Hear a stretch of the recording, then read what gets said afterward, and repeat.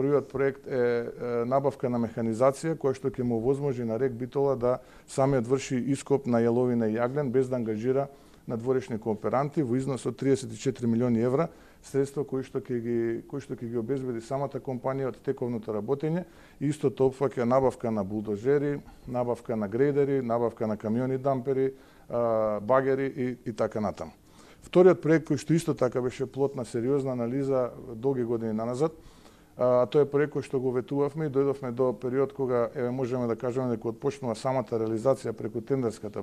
процедура, а тоа е постапката за изградба на топлификација на градот Битола, но и неколку пелагониски општини, како што се Могила и Новаци.